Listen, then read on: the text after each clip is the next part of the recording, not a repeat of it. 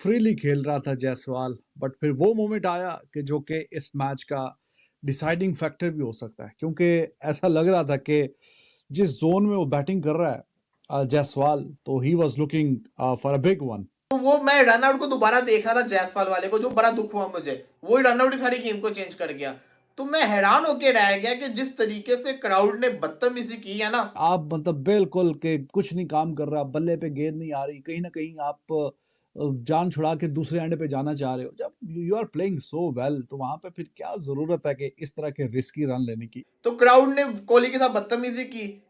कोहली इतने गुस्से में थे, कोहली इतने अपने आप से अफसुर्दा थे, अक्सर मैंने देखा कोहली इग्नोर कर देते हैं। You can get an opportunity.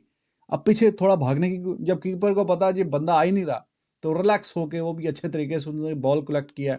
हाँ ठीक है, काफी दूर निकल गया था, वापस नहीं पहुंच सकता था, लेकिन कोशिश करनी चाहिए।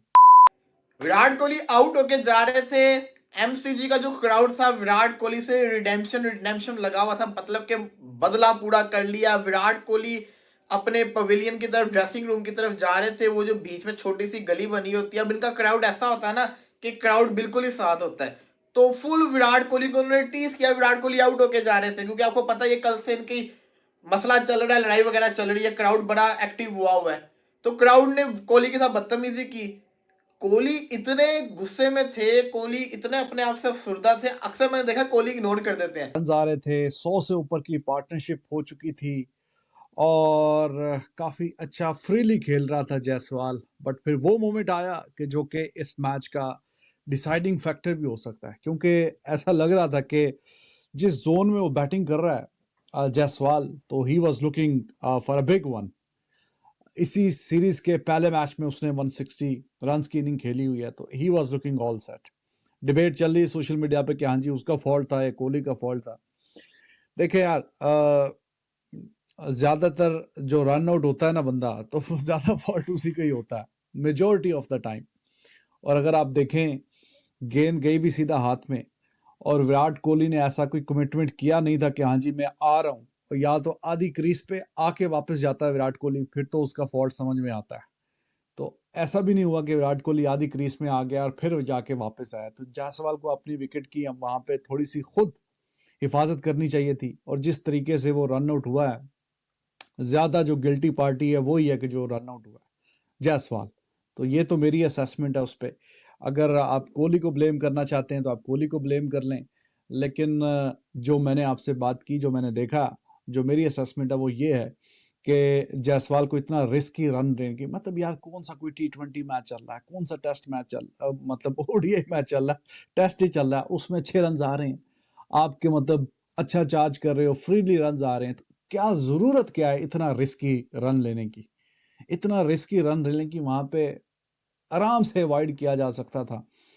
और वो इस मैच में ऐसा तो कोई फेज आया ही नहीं है, ये वाला ही फेज था कि जबकि लगा कि हाँ ऑस्ट्रेलिया जरा थोड़ा सा पीछे धकेला है, 100 रन की अच्छी खासी पार्टनरशिप होती है।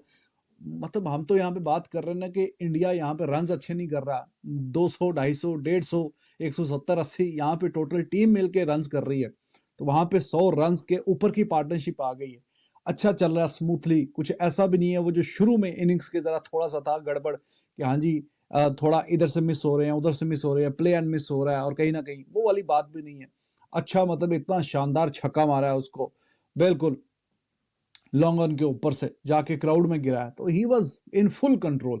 तो जब आप इतने फुल कंट्रोल में हैं, आप इस तरह की रिस्की सिंगल तब लेते हैं कि जब आप फंसे हुए हों, कि आप मतलब बिल्कुल के कुछ नहीं काम कर रहा, बल्ले पे गेंद नहीं आ रही, कहीं ना कहीं आप जान छुड़ा के दूसरे एंड पे जाना चाह रहे हो। जब you are playing so well, तो वहां पे फिर क्या जरूरत है कि इस तरह के रिस्की रन लेने की। लेकिन हुआ क्या कि विराट कोहली मुड़ के वापस आए, अंदर जाके मुड़ के वापस आए, और फिर कोहली ने यूं देखा। कोहली ने कुछ बोला नहीं, लेकिन देखा, यू नोट कर रहे थे कि कौन ये बोल रहा है। लेकिन फिर भी विराट कोहली ने बड़ापन किया। विराट कोहली बगैर कोई जिसको कहते हैं ना लड़ाई किए चुपचाप वापस चले गए, जहां पे विराट कोहली सही है। देखो, आज विराट कोहली के साथ बुरा हुआ है, मैं ये समझता हूं। कल मैंने कहा कि सैम कॉन्स्टेंस के साथ बुरा हुआ, मैंने विराट कोहली को बोला कि नहीं विराट कोहली ने अच्छा नहीं किया उसके साथ ये करके, लेकिन जो आज क्राउड ने कोहली के साथ किया है ये गलत था। ये क्या अपने आप को समझते हैं, मतलब कि कोई जिसको कहते हैं जंग चल रही है, कोई जंग चल रही है, कोई जिसको कहते हैं यहाँ पे घर घर दाव पे लगे हुए हैं। तुमने आउट ही किया है ना, उसने तुम लोग को मारा भी बहुत हुआ है। शायद ये लोग भूल गए हैं पर्थ के टेस्ट के अंदर कोहली ने क्या किया था, शायद ये लोग भूल गए पहले जो पिछले टूर से कोहली ने क्या किया हुआ इनके साथ, जो कोहली के पीछे ही पड़ गए क्राउड वाले, जिस तरीके से उन्होंने बदतमीजी किया विराट कोहली। हालांकि मैं बोलने कुछ हो रहा था, मैं तो इस मैच का रिव्यू करने आया था, लेकिन आते आते ना मैंने ना जल्दी से ना अभी मैं इंस्टाग्राम को स्क्रॉल कर रहा था तो इस तरह के जो मोमेंट होते हैं वो पूरा नक्शा ही चेंज कर देते हैं। और अभी आप देखें 15-20 मिनट पहले, ये डे एंड से पहले, India they were playing so well, ऊपर नीचे विकेटें गिरी हैं, वो रन आउट हुआ साथ में कोहली, और फिर वो तो खैर नाइट वॉचमैन, तो फिर खाली वॉचमैन, नाइट वॉचमैन ही था, उसकी क्या विकेट है। तो आपको इतना रिस्की सिंगल लेने की जरूरत ही नहीं थी वहां पे। और अगर चलो फैसला कर भी लिया था सिंगल लेने का, तो फिर एटलीस्ट अपने पार्टनर पे तो देखो। कोहली ने मेरा ख्याल में इतना, जो मैंने 2-3 दफा मुख्तलिफ एंगल से वो देखा, वो चल रहा है, जाहिर है कि देखा, बाद में ट्विटर पे भी जाके देखा कि हाँ वीडियो है वहां पे, मुड़ मुड़ के कि हाँ जी क्या हिसाब किताब हुआ है। तो कहानी यही हुई है, कोहली ने तो थोड़ा सा ऐसे देखा उसकी तरफ, फिर उसने फील्डर को देखा और उसने वहीं से वो खड़ा रहा वहां पे। और इस बंदे ने ब्रेकें नहीं लगाई, ब्रेकें लगाई हैं तो फिर उस स्टेज पे जाके ब्रेकें लगाई हैं कि बस, और फिर वहां पे बिल्कुल खड़ा हो गया। आपको वापस भागना चाहिए पीछे की तरफ, यू नेवर नो कि आप जल्दी जल्दी पीछे आए। जो कीपर है वो कहीं ना कहीं उसको पता चला कि बंदा वापस आ रहा है, जल्दी जल्दी में समटाइम्स ऐसे होता है कि आप के ग्लव में गेंद आता ही नहीं है, आप ज्यादा जल्दबाजी में वो लग के नीचे गिरे, you can get an opportunity. अब पीछे थोड़ा भागने की, जब कीपर को पता है ये बंदा आ ही नहीं रहा, तो रिलैक्स होके वो भी अच्छे तरीके से उन्होंने बॉल कलेक्ट किया। हाँ ठीक है, काफी दूर निकल गया था, वापस नहीं पहुंच सकता था, लेकिन कोशिश करनी चाहिए। कई दफा हमने देखा है ऐसा होते हुए। तो खैर वहीं पे उसने फिर बोला कि चलो जी कहानी खत्म हो गई है, और unfortunately he was looking all set to make another century. पहली दफा वो ऑस्ट्रेलिया गया। तो देखे ना, ये बच्चे हैं कि जो कहीं ना कहीं फाइट कर रहे हैं, थोड़ा सा ये ग्रिट दिखा रहे हैं कि हाँ जी, वहां पे ऑस्ट्रेलिया के अगर रन आ रहे हैं, ट्रेविस हेड रन कर रहा है या स्मिथ अभी 100 पे 100 कर रहा है, तो इन पे है भरोसा, ये करेंगे कमाल, और ये कर भी रहे हैं सीरीज में अभी तक। तो दूसरा, इट वाज वेरी अनफॉर्चुनेट, मुझे मतलब बहुत अफसोस हुआ कि इस तरीके से रन आउट हुआ। ही वाज लुकिंग ऑल सेट, और इतनी मेहनत की, इतना अच्छा शानदार 70 के प्लस के स्ट्राइक रेट से खेल रहा था, और अच्छा चार्ज भी कर रहा था बीच बीच में जहां पे मौका मिल रहा था। तो ही वाज अमेजिंग। उसके लिए मिच मार्श के ओवर्स पे कीपर भी आगे खड़ा किया हुआ था कि क्रीज का भी निकल निकल के भी इस्तेमाल कर रहा है, स्पिनर्स को भी अच्छा खेला, हर एतबार से ही वाज सो गुड।